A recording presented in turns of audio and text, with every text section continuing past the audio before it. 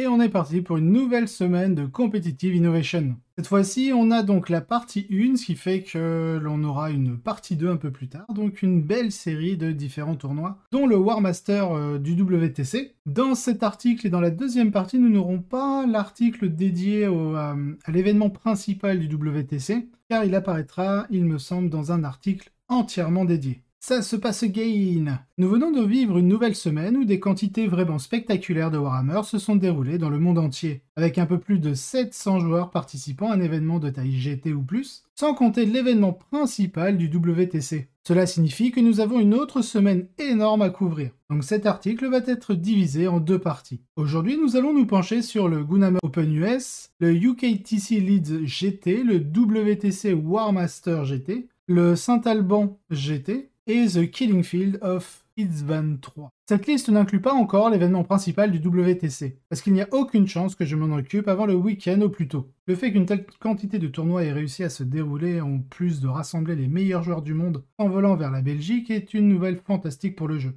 Mais il signifie que cette liste va être lourde. Comme toujours, si un joueur n'a pas gagné l'événement, mais a terminé invaincu et n'a perdu qu'en cas d'égalité, je le noterai à côté de son classement. Les événements de l'UKTC sont une exception à cette règle, car la façon dont ils sont structurés signifie que tout le monde dans le Best of the Rest est arrivé invaincu en Suisse. Alors, on va commencer par le Gunhammer US Open, 38 joueurs, 6 rondes. Donc on a un showdown taux contre Death Guard. Au niveau des taux, je vois on est sur une enclave Farsight. On est sur une première patrouille, donc en QG, vu qu'on est Farsight, on peut avoir 2 commandeurs dans un même détachement, alors que normalement on est limité à 1. Donc on a 2 commandeurs Colstar. Le premier, il a le Master of the Killing Blow, entrée de seigneur de guerre de mémoire Farsight. Donc il a le Burst Cannon, le High Output, le Missile Pod, le Nova Plasma Rifle. Donc ça c'est le prototype du Plasma Rifle qui ignore les invus. Et il est seigneur de guerre. On a 2 marqueurs drone avec lui. Dans le deuxième Colstar, on a Précision du Chasseur, donc ça c'est le trait de seigneur de guerre qui lui permet de full reroll touche et bless. Il a le Burst Cannon, le High Output, le Plasma Rifle.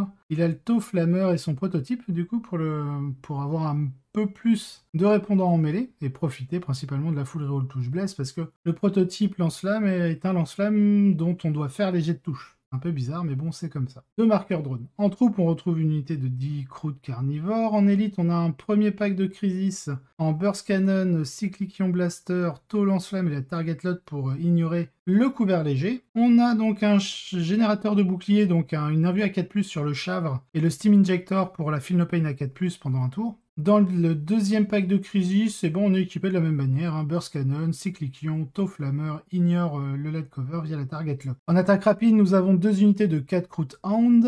En support, nous avons un Hammerhead avec les Gun Drones et une Riptide, double Plasma Rifle, le Ion Accélérateur, multitrack, le classique de la Riptide. En volant, on retrouve les 2 Sunshark Bomber pour aller chercher les blessures mortelles. Dans la deuxième patrouille, on retrouve un 3e commandeur Colstar, hein, avec Exemplar of the Coyon, donc ça c'est le trait de seigneur de guerre qui permet de redéployer une unité ou 3 unités si on choisit justement la tactique Coyon. Ensuite, donc, il a le Burst Cannon et son prototype, le Hated Poudricien, le Plasma Rifle, le Tau Lance-Flamme et un marqueur drone. En troupe, on retrouve une autre unité de 10 croûtes et en soutien, on retrouve un 2e Hammerhead Gunship. Côté Death Guard, on est en inexorable, donc on a un bataillon, donc c'est Derek Apsh, si je prononce bien, mais bon. Donc en QG, on a un Lord of Contagion, avec le Ferric Blight, le Skull of Glottilla, et l'Unstable Sickness.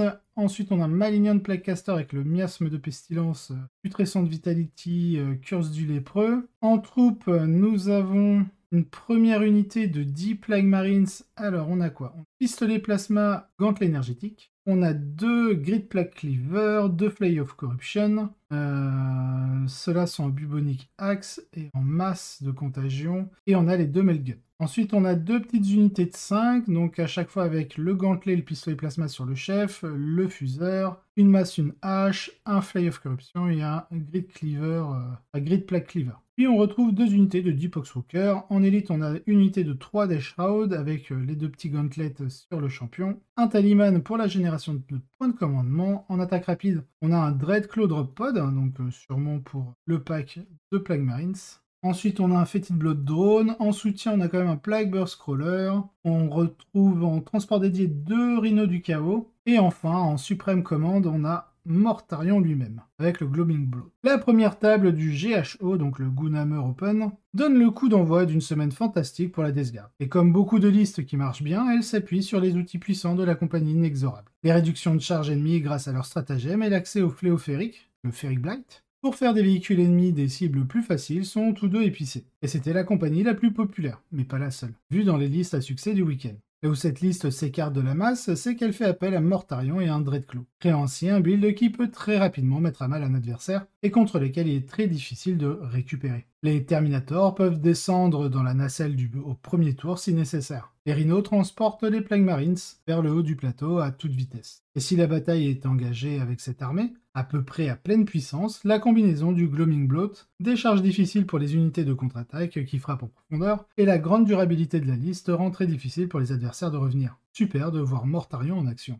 Malheureusement, ce match-up met un peu en évidence le risque d'amener Mortarion. Il est suffisamment résistant pour que de nombreuses listes ne puissent pas le frapper en alpha, mais quand vous tombez sur un build qui le peut, c'est un gros problème. Le build de Gonyo est conçu pour faire exactement cela. Entre les Hammerhead, les Sunshark Bomber, de plus en plus considérés comme un MVP pour tôt, un Ion Riptide et les Commanders, il y a une quantité massive de bons tirs dirigés vers Mortarion. Et la plupart sont assez rapides pour se mettre en position de tir s'il essaie de se cacher. L'une des raisons pour lesquelles Mortarion était populaire au Goonhammer Open est que les kits de terrain VT que nous utilisons rendent un peu plus plausible sa protection contre certaines listes. Mais les menaces rapides de taux vont l'attirer. Et en l'absence de jet faible, il y a de fortes chances que Mortarion tombe dès le début si le taux est passé en premier. D'après l'intrépide reporter de Chirurgeon, c'est exactement ce qui s'est passé ici. Les taux sont passés en premier et ont tué Mortarion, et ont eu une lutte très difficile à partir de là. Le Dreadclaw et les Rhinos donnent du jeu à la Death Guard, même après cela, car ils peuvent au moins monter sur la table pour engager les taux avant d'être mis en pièces. Mais les dégâts infligés par les taux sont encore hideux. Et la Riptide avec le Ion est aussi très bon dans ce match-up.